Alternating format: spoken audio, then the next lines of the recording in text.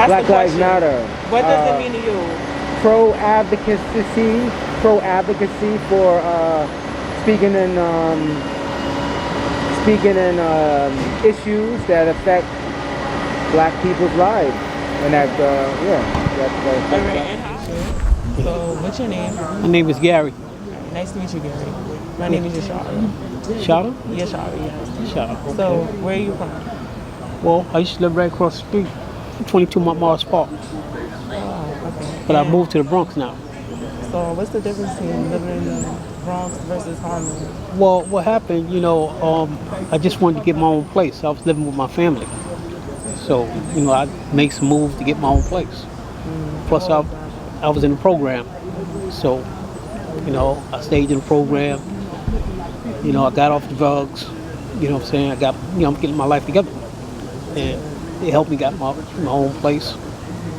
And what was something that you feel drove you into that lifestyle to start with? Well, people, places, and things, really, basically. Yeah, just trying to be a part of something. Peer pressure, being with friends, they doing things. That's how I started doing things. Yeah. And now that you're out of it. Yeah. And one thing led to, another, And so now that you're out of that lifestyle and you're starting the beginnings, where do you see you're at? What have you been doing now? What's something that you do now that brings you peace in the neighborhood? Well, I see that this area is starting to change a little bit. I see they took they put the street back because they had the street closed off a little bit. It had sections, and normally they have certain events in the park and stuff like that. I haven't seen that yet. But other than that, everything looked pretty much the same way. Excuse me for 1 second. Okay. I just want to turn this off. Okay. I was going to ask you next, so how do you feel about the sense of community? Do you feel like it's changed and improved over the years based on what you studied? Do you feel like it's been pretty much steady? Well, any specific changes you would want to see as well to add on to that? Well, I would like to see that they help. I seen a lot of homeless people around this area, sleeping in the park, sleeping on sidewalks and stuff like that.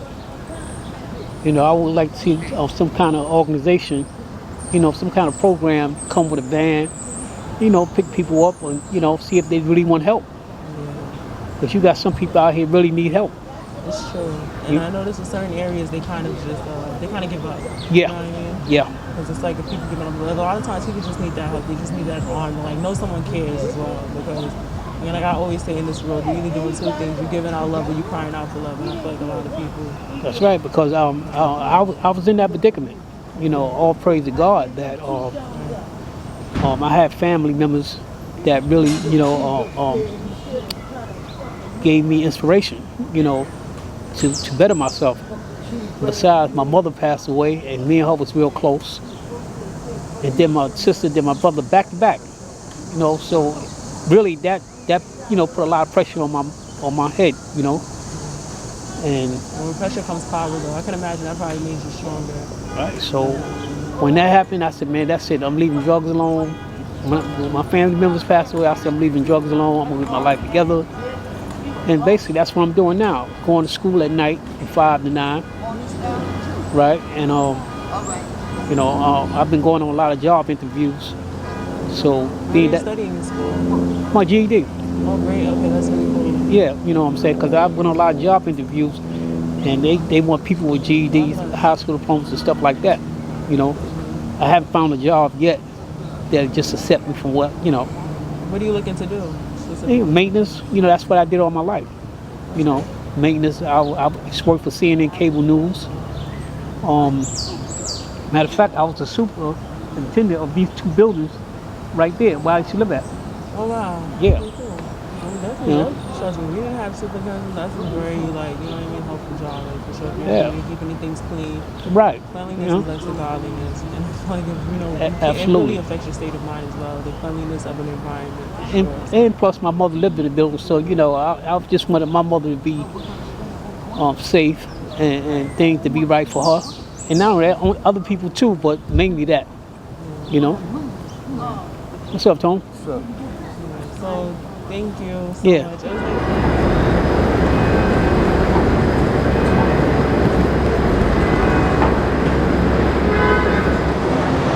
Only way that we can possibly make things equal is to reduce the wealth gap in America, and that's one of my passions right now and what I'm working with. You know, growing up on Long Island, I didn't realize that it was racist. I didn't notice the segregation because that's how it was socialized, you know?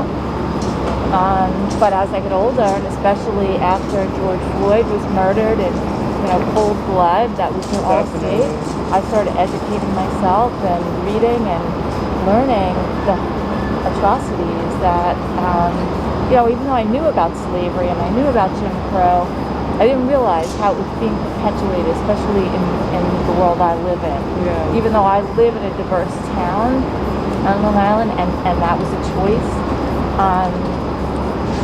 I didn't realize how much racism was perpetuated, and I do now. My eyes are open. Once you open your eyes, you can't close them. that is very true. And you need to move, towards pushing the needle to equality. I mean, that's the only possible choice, especially for me as a white person. Definitely. Thank you so much. It was nice Welcome. meeting you. So nice to meet you. What is your name? Yashara. Yashara. Yes, nice to Very meet you, Caroline. Okay. So first, what's your, what's up? So first, what's your name? mask on or off? Or? It could be on. That's all. Okay. So first, what's your name? Ray. Ray, nice to meet you, Ray. Nice to And meet you. Where are you from? Jersey. Jersey. Okay, cool. And so what does Black Lives Mattering mean to you? Black Lives Matter to me means that it's like first it was a country movement, then it became an international movement, because it's like history has shown us that, black people and other minorities alike, Hispanics and, the big majority around our country, no matter the advances that we had in our country, we're still like underneath, it's because There's still like this barrier that it seems like we can't get past. no, it's like, it's kind of like a separate but equal. Okay, it's like, okay, now we have rights, now we can like drink out of the same water fountain, but it takes a generation for it to marinate into reality, and you always have that small portion of like people that don't want change. Yeah. People are not used to change. That is true. And then our country has came to a boiling point to where we have now the resources, we got the voices now, we got social media to actually tell the world, listen, this is how we're being treated, this is how it is. And then, there's other sides that's like, that just can't accept it. That is true. And so how has your core experience helped you in shaping the meaning of Black Lives Mattering for you? Like, what have you been through? What's your personal story in relation to Black Lives Matter? Well, like, I've been, like, last year was the tipping point. Like, America was like, enough is enough. I've been to local protesters here in Jersey, and I've been to, like, the marches in D.C., and like even before that, even like 2013, like Al Sharpton had his march in DC. Like I went to his march in 2013 and his one last year, and it's like trying to get the world to recognize that this is a serious problem, not just here in America, but like all over the world. And when people say, Black Lives Matter is like they try to discredit it as like a conspiracy theory of other entities, and it's not true, because like that's their backlash. They don't know how to react to this, so they'll try to discredit the movement, the organization, the same thing that they did in the 60s with the Black Panther Party. And like as I'm watching this unfold for like a year and a half, history always repeats itself, and if we don't take the time to sit back and learn the mistakes that we made in history, we're always doomed to repeat it.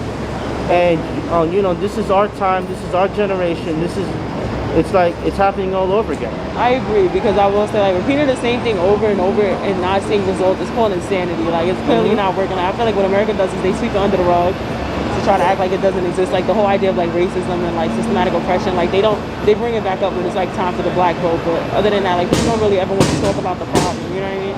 But thank you so much. It was nice meeting you, Red. Thank you. And thank you for sharing your story. So here you go. You could have a sample.